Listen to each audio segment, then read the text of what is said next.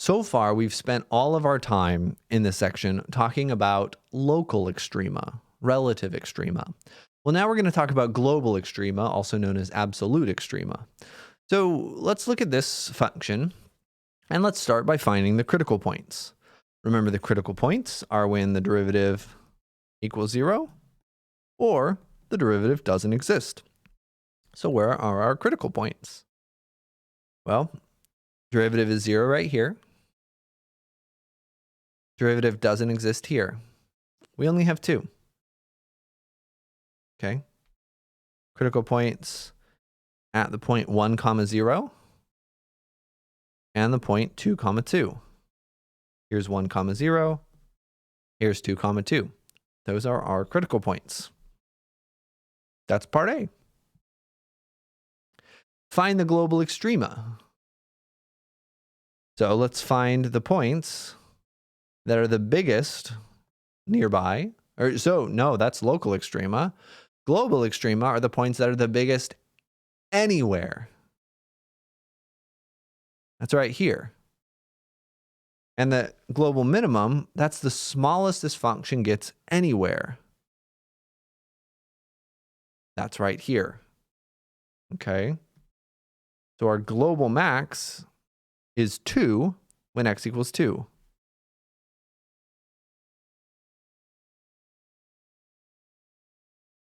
Remember, this is the phrasing that we use. The maximum is the maximum y value.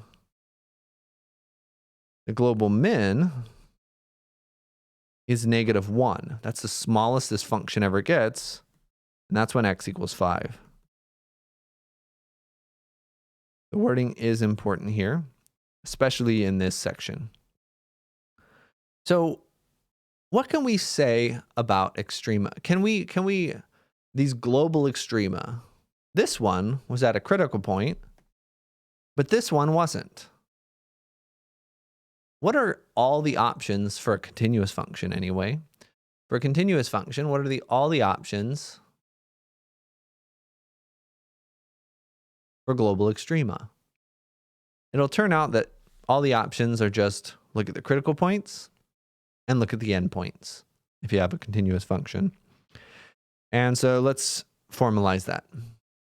If you have a continuous function, global extrema will occur either at the endpoints or at the critical points, if they exist.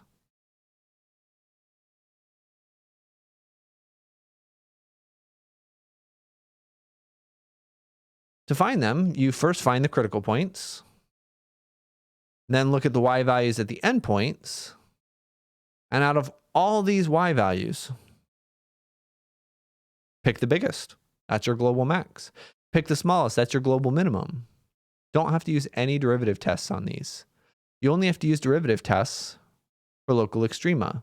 But global is the biggest and the smallest. So we don't need to figure out what the function's doing around there. We've just already shown that these will be the biggest or the smallest.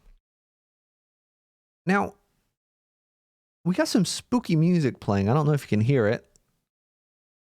You probably can't because I'm not playing any, but there's spooky music. If they exist, what does that mean? Well, let's look at a parabola. The global minimum is easy to find. It's right here. This is the smallest value of the parabola. But what's the biggest value of the parabola? Well, there isn't one.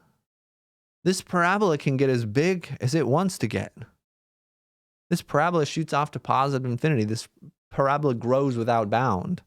There is no global extremum or global maximum because the function can always get bigger. Okay, so this is an example with no global max. There are no endpoints either, coincidentally. The endpoints are like as we go to positive infinity, we get the idea of a limit, right? For the endpoints, again, look at the y value of the endpoints, or look at the limit